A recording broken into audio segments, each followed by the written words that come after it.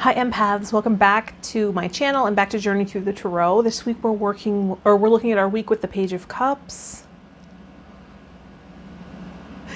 And we're introducing the history, symbolism, and divination of the Knight of Cups.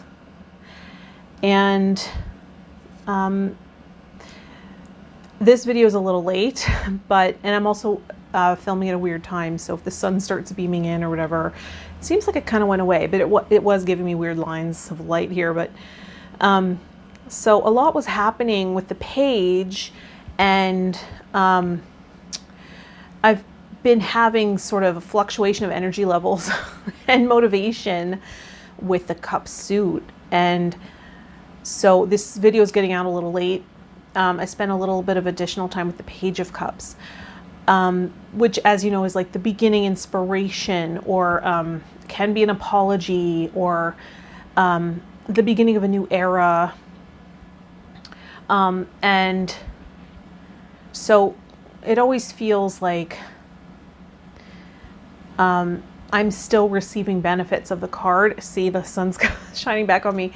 I'm receiving benefits of the card until I kind of transition into the next one. So I stayed with the page a little longer.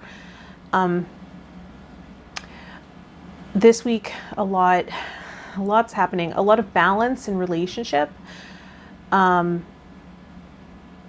felt like relationships where I felt like I had been giving a lot, all of a sudden I started receiving way more, and it felt a little uncomfortable, but I'm very grateful for that, and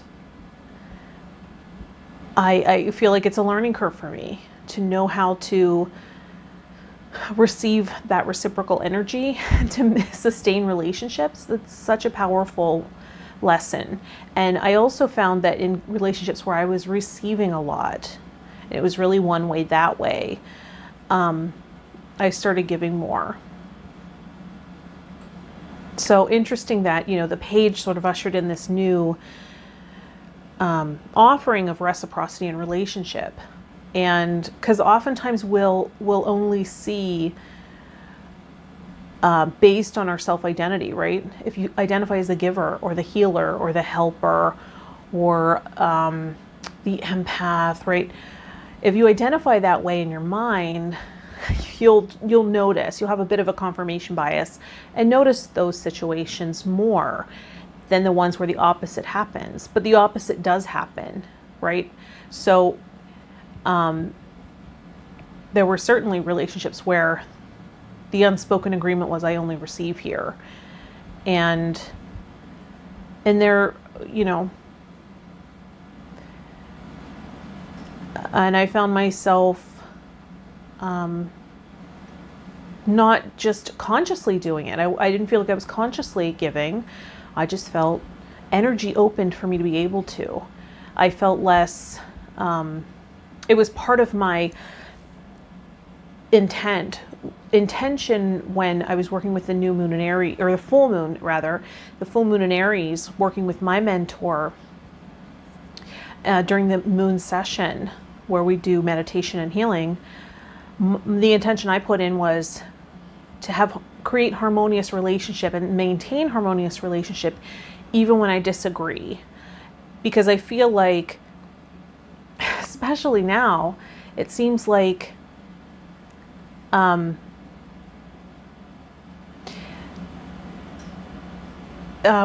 seeing enemies everywhere, particularly if we disagree on certain topics, right? Or candidates, things like that. And I just felt like I don't want that to come in between my relationships. And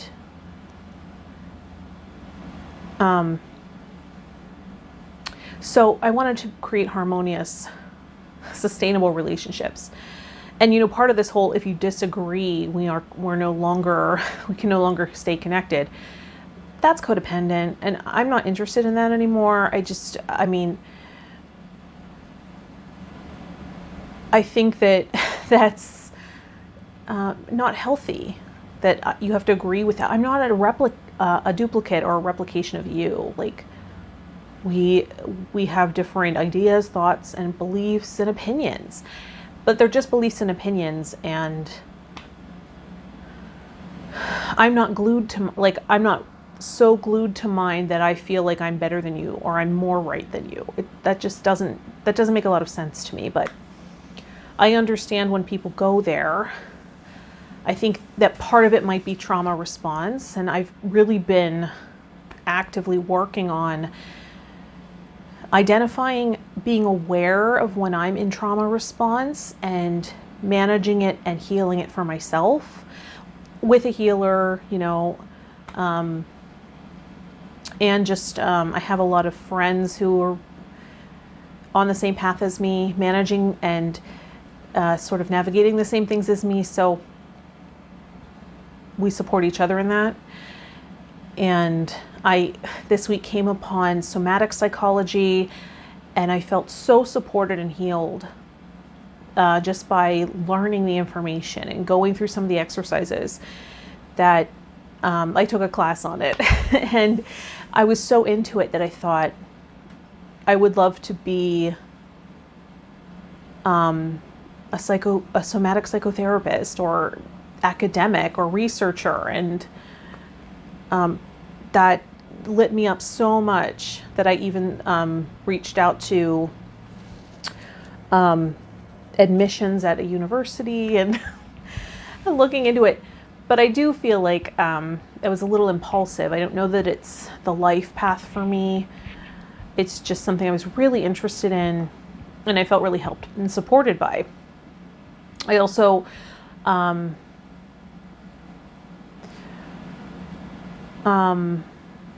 was really studying and doing work on internal family systems, which is parts therapy, the coaching that is, I'm in a program for IFS, inspired coaching.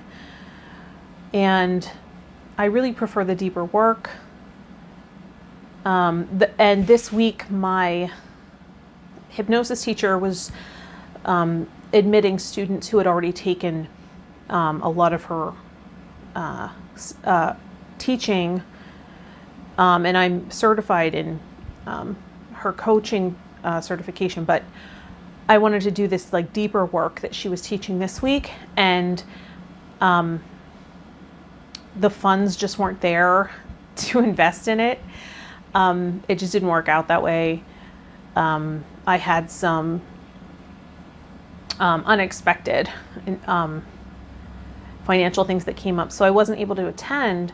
And I reached out to her to let her know, because I thought that would be respectful. Like, I would want to know, like, if I had said, if I had heard from a student that said, I really want to do this program, I'm really interested, and just never heard from them, and they just didn't take it, I would, I guess, be wondering. So I didn't want to do that to her. And I sort of just last minute today said, it started today, the day I'm filming this, and I sort of just said, like, hey, I just want to let you know I'm really interested in this. The deeper work, I just couldn't really afford it currently, but I'd love to take it in the future. I was genuinely interested, and I still am. And so she was like, well, if money is the only thing, do you want to just come and play, and you can pay me when the funds are there? And I was like, oh my gosh, thank you so much. I would love to. And of course it's already over. Like, I think I got the message after it already begun, like they were already an hour or two into it. But I do hope that I get to attend that, at least the other live sessions, and watch the recording. I'm really interested in the deeper work. And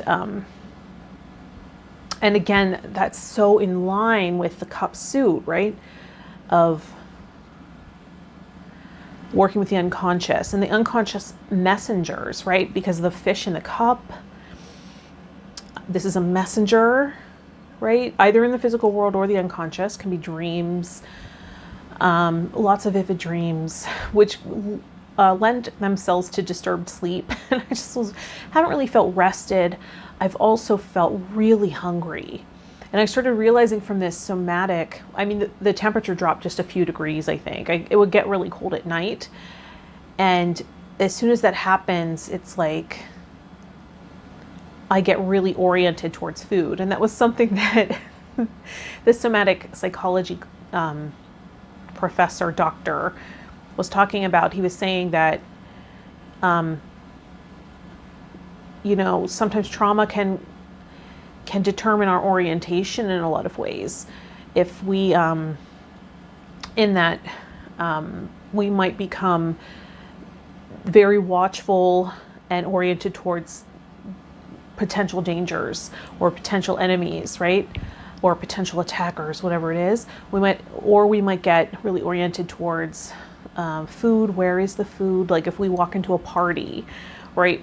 Some people might be oriented toward where's the alcohol, or where's the food, or who's laughing. I'd love to socialize, right? Or where are the exits, right? So it was very interesting to me to think about that. And then there were lots of techniques to work with that and sort of regulate the nervous system because of according to that, different exercises.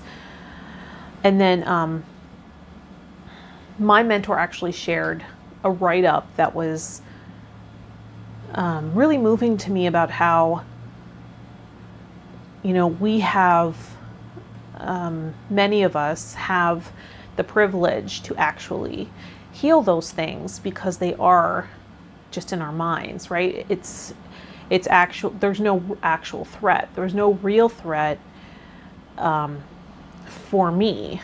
It's just the way I'm oriented because of the trauma. And there are some people who they are in danger. They are actually in danger. So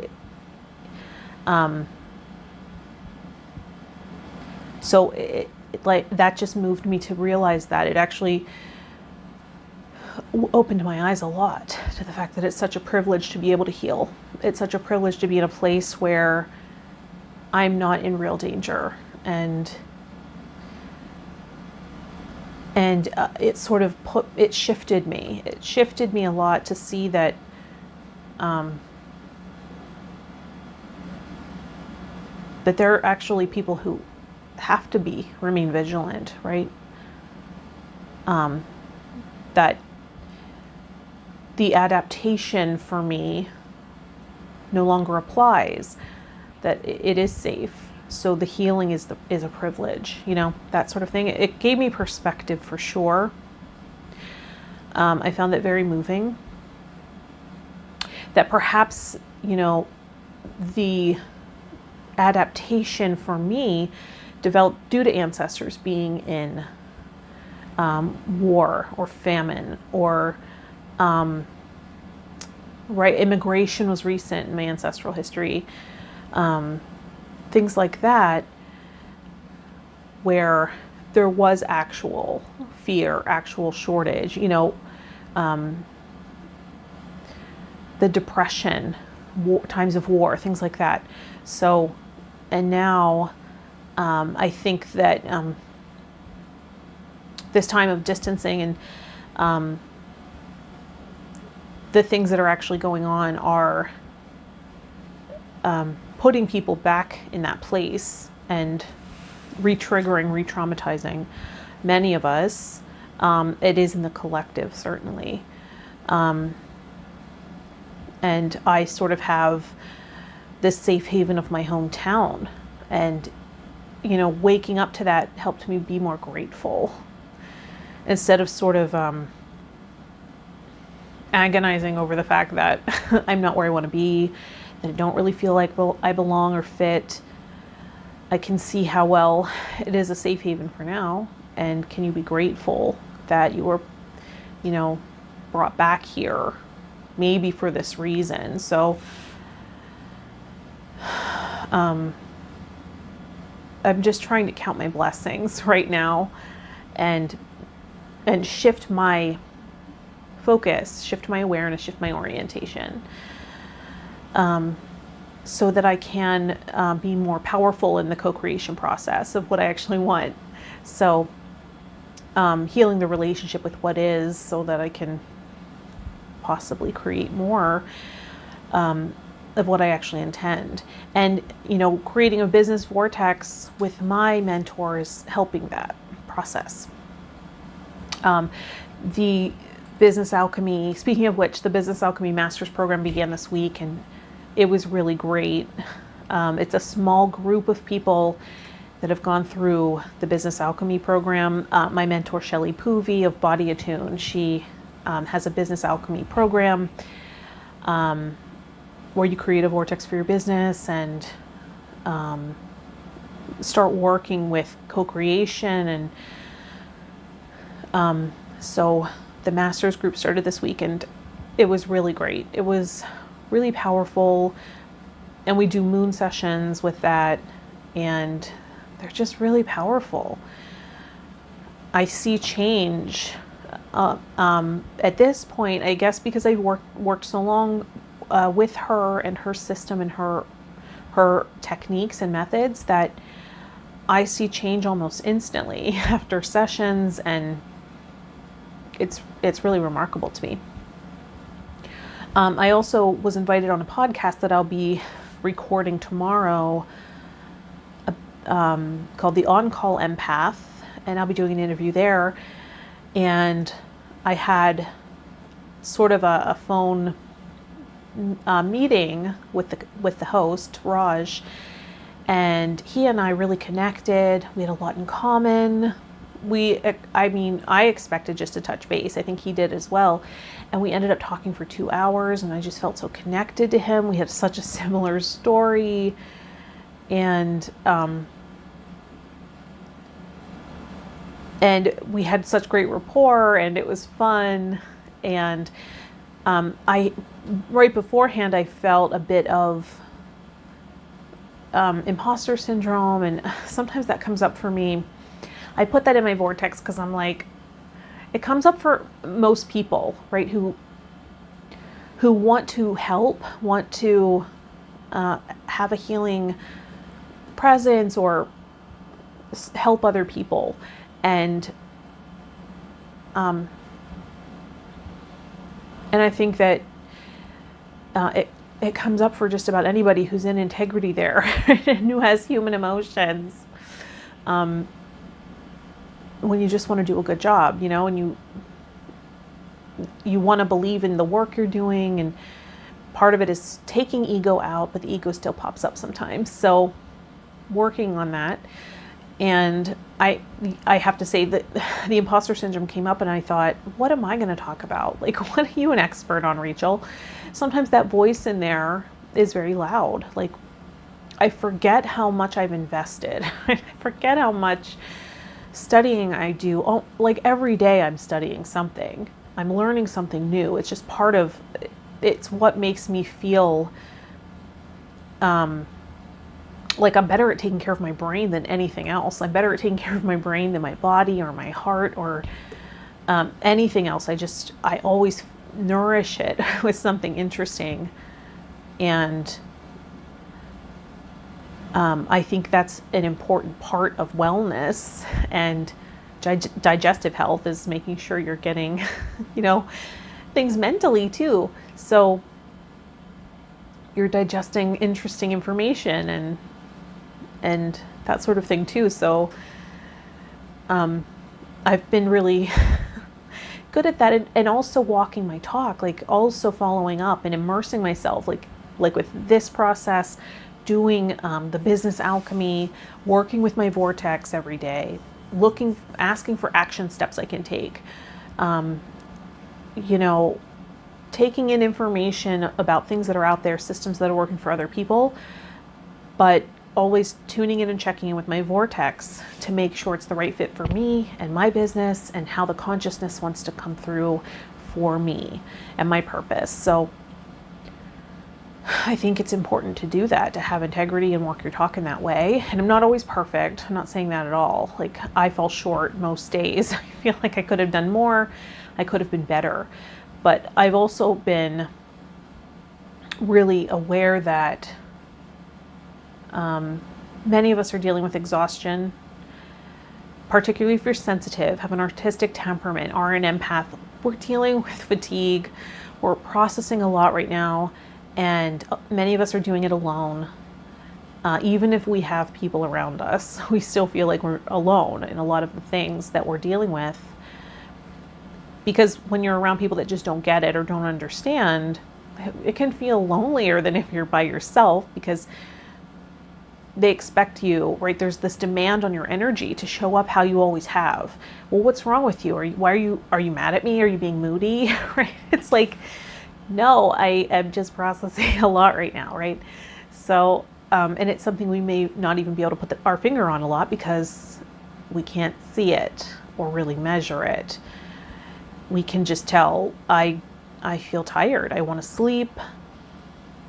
I want more rest than usual. I want more, I want to eat sugar. And I know that that's terrible for me. And I suffer the consequences. Or I just want to eat more. And so I feel more sluggish. I feel heavier. All these things, right?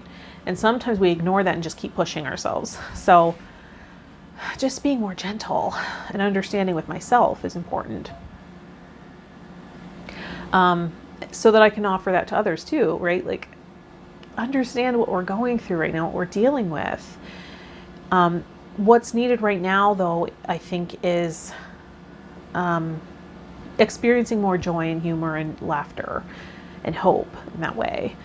And I've been intending to bring that into my work more, to try to integrate that part of myself more and more. I think I tend to get really serious. I actually talked to my podcast co-host about this, and we were talking about how our last episode, we decided we want to offer information. So we tried it for an episode of Radio Play, the Radio Play podcast. We were both so serious. Like, I mean, I realized I went there. I was like, Lise, I feel like, well, Leah is the name she uses as a performer. I was like, I felt like I went into serious mode, and this is about entertainment first. So like, it just didn't work out. And our most downloaded episode is called We're Literally Ranting. And we had a podcast guest, Andre Jordan, and it was just fun. We didn't even have a topic planned. Like, I literally thought it was maybe the most disorganized we'd ever been, but it was also the most fun. It was also the most playful. I think we laughed the most.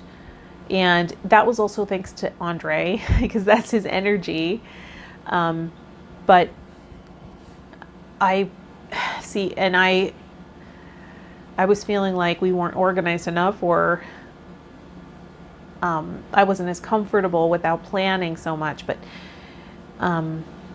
Lee is the kind of person to just dive right in and think, well, we better not have the best performance during our conversation about it or during rehearsal, right? Let's not have the best the best of the conversation privately. Let's record it. So I agree with that too. I can see how that approach is good. And we even talked about this on the last episode, that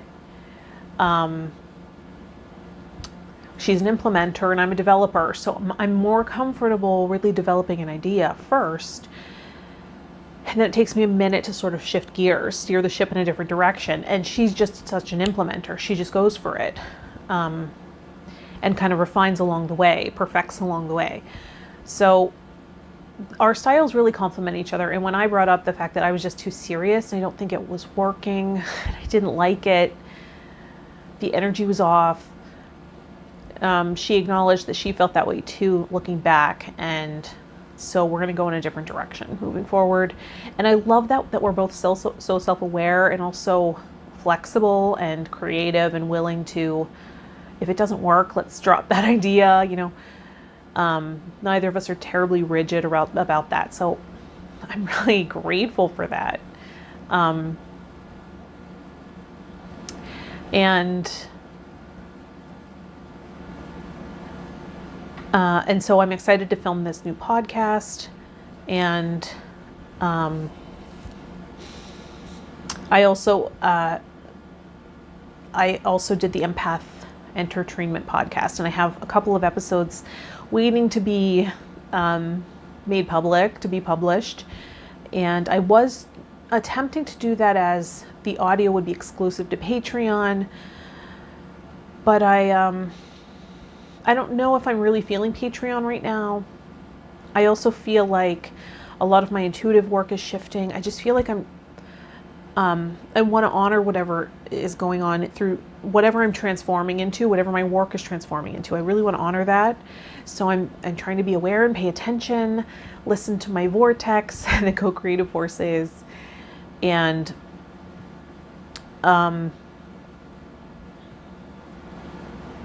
that maybe my work is more for healing purposes, and that's more in integrity for me, and that any sort of intuitive or psychic work will be integrated into the healing process, as opposed to just sort of signaling that out or singling that out into a just reading format. I don't know how helpful that is for people. I don't know how much I enjoy doing that anymore. Maybe just for friends. I don't know. I'm really rethinking a lot of things. Things are so up in the air right now. I also want to intend that that I ask the question, how can I make this fun? Because I tend to get really serious.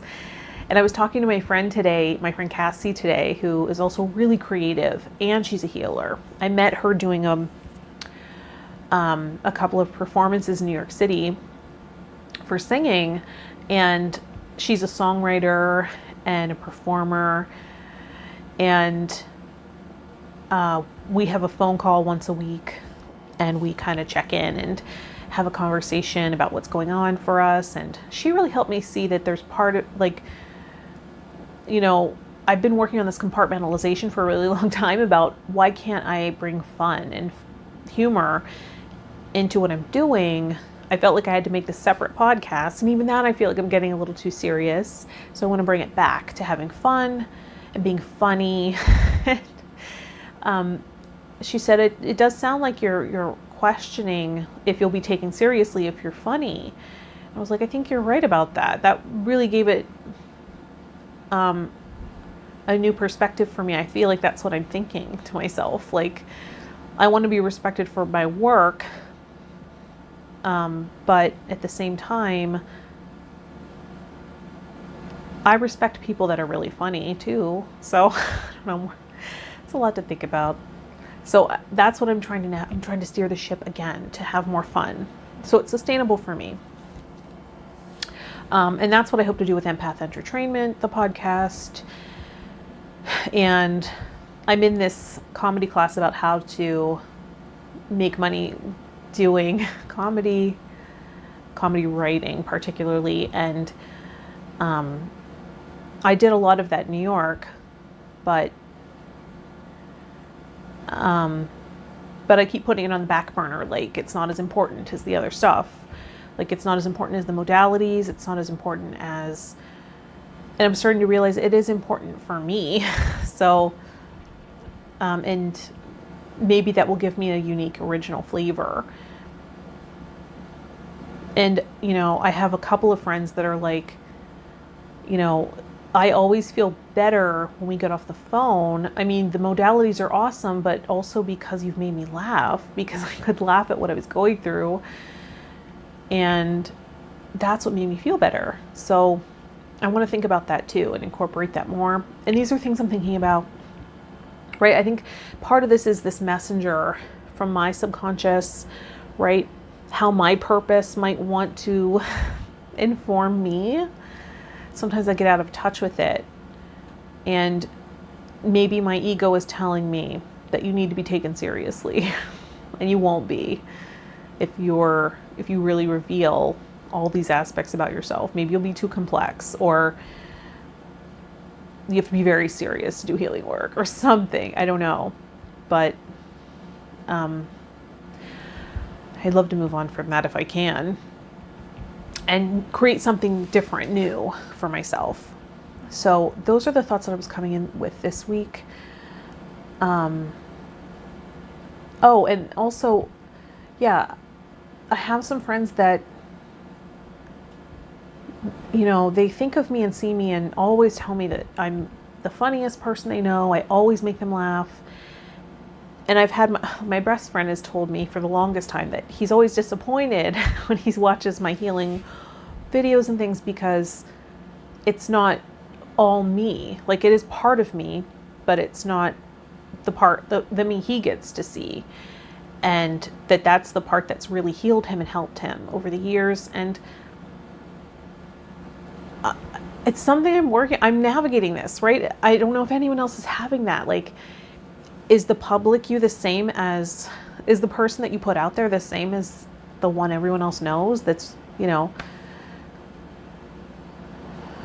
I guess also I was thinking that people that are healing with trauma and dealing with trauma need a soft spot, or someone who's really compassionate. And maybe I'm thinking about that. Like, that's what they need. That's the voice they need.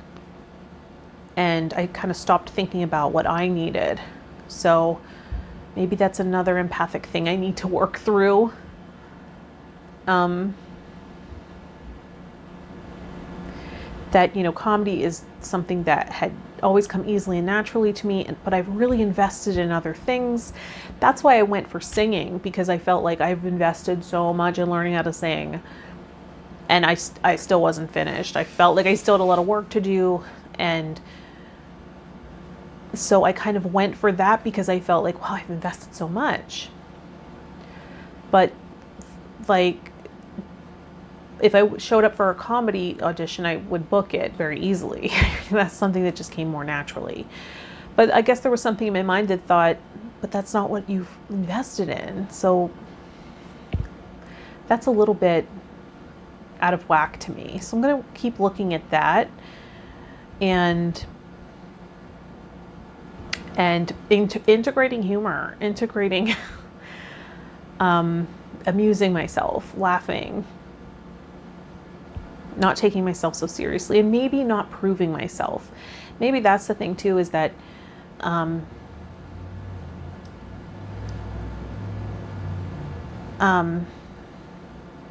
particularly as like an intuitive or doing healing work, I have this idea that for people to see me that way, or for myself to take myself seriously, I need to show up in a certain way, and I don't think that's helpful anymore. That's what I was doing as a performer as well, at musical theater school and things like that. And I just kept waiting for permission, or waiting for someone to say, yes, this is right for you. You belong here. You should be doing this. Instead of just trusting my inner guidance and what I was drawn to and called to do, I kept waiting for feedback or waiting for something else to sort of signal that, yes, this is the right thing. And you know, that never comes. It never really, and even if it does, even if someone says like, you're a great actress, you're a great singer, right? It never fills up the void. It's never going to be enough, because it's not based on how you see yourself. And for you to have, you know, for you to keep going and going for something that you might be given a lot of rejection to start, and you have to just refine and keep going and going. It really has to be part of your identity, your self-identity. And I don't think that it was for a while. I think I allowed that to shift. I allowed that to be malleable. And I think this week I was given a lot of support around you're both. You're both. You're funny, you're a performer, and you're a great healer, and you're both. And that's okay. And a lot of people who are both. So, and they're navigating it too and figuring out how to make it work, right? They're either a teacher and a singer, or a body worker and a songwriter singer, right? So I was seeing examples everywhere of it, and they were people close to me in my circle saying, yeah, I'm going through it too. I'm trying to figure this out too. And, you know, you're giving it words. It's what I'm experiencing as well. So Maybe some others of you out there are working through it too. There are other sides I'd like to explore and integrate, maybe possibly integrate into the work I'm already doing, so that I'm not going into different gears or modes. It's like, this is it. It's a little more complex, maybe harder to understand, but it's the real me. So that's what I'm sort of going through with the Page of Cups. Harmonizing relationships, right? Because this can sometimes indicate an apology, or making amends, or considering making a love offer or something. But I felt it as relationships harmonizing and reciprocating, and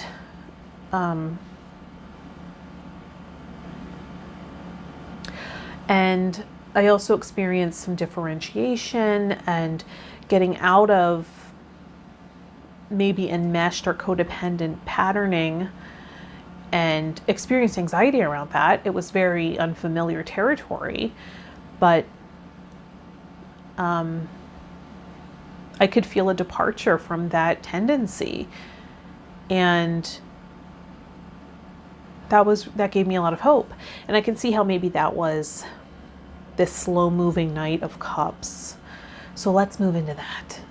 So we're looking at the Knight of Cups, and I think I forgot to even mention that this journey is based on Dirty and Divine, A Transformative Journey Through the Tarot by Alice B. Grist.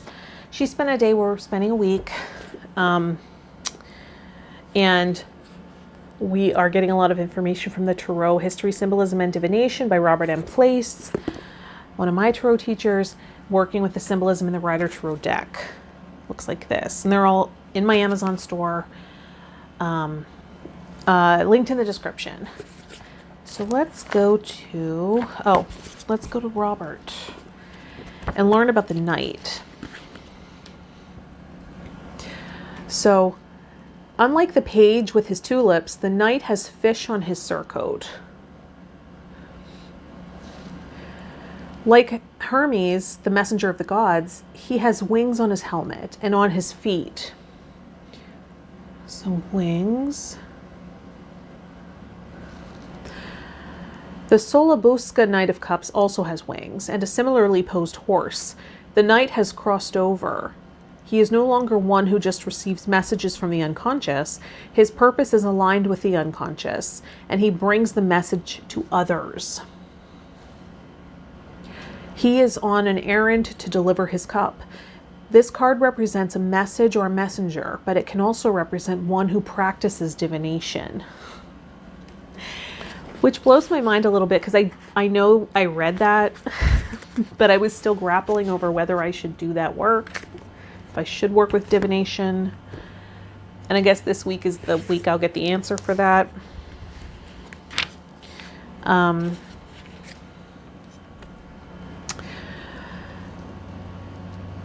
So moving forward at medium pace, because the leg of the horse, there's only one leg that's off the ground. So it's not as fast moving as the Knight of Wands, right? The Knight of Wands was very fast moving.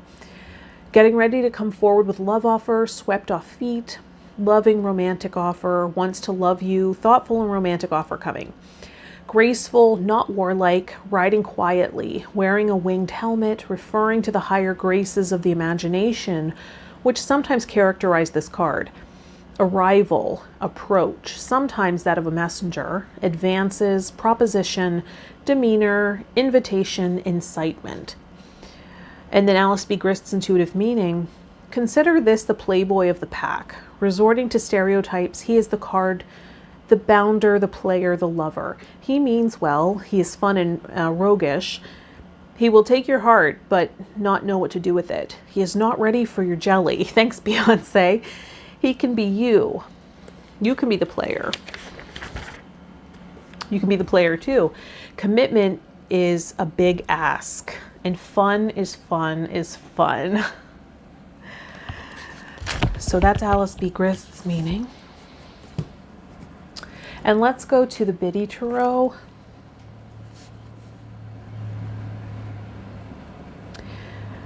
The Knight of Cups, creativity, romance, charm, imagination, beauty. Okay. The Knight of Cups is the classic romantic of the tarot deck.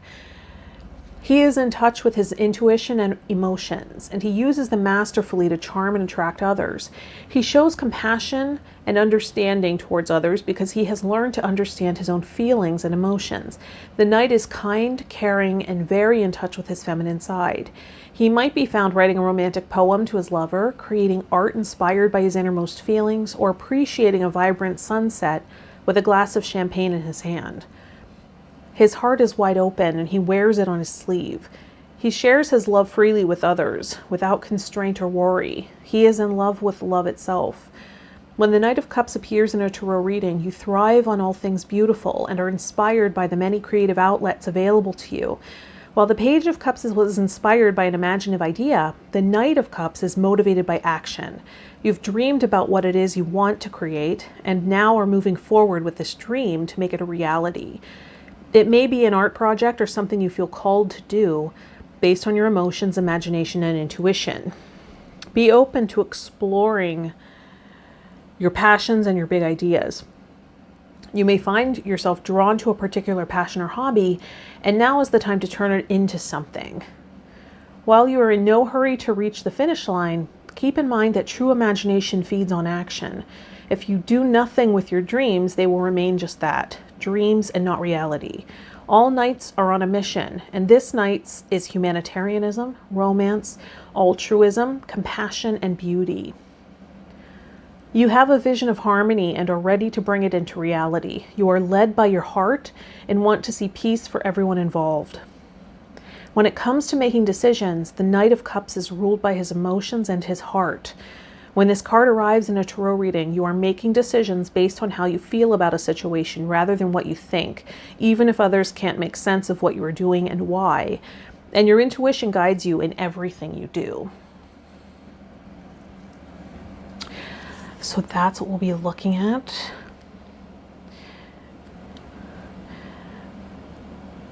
Exciting to put some of our unconscious ideas or inspirations into motion with the Knight.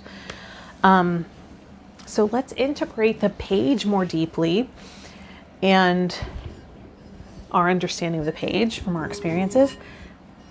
And with our singing bowl sound, and intend for synchronicities and experiences that deepen our understanding of the Knight of Cups and help us integrate that archetype as well. All right, so you might want to close your eyes and get in touch with your breath.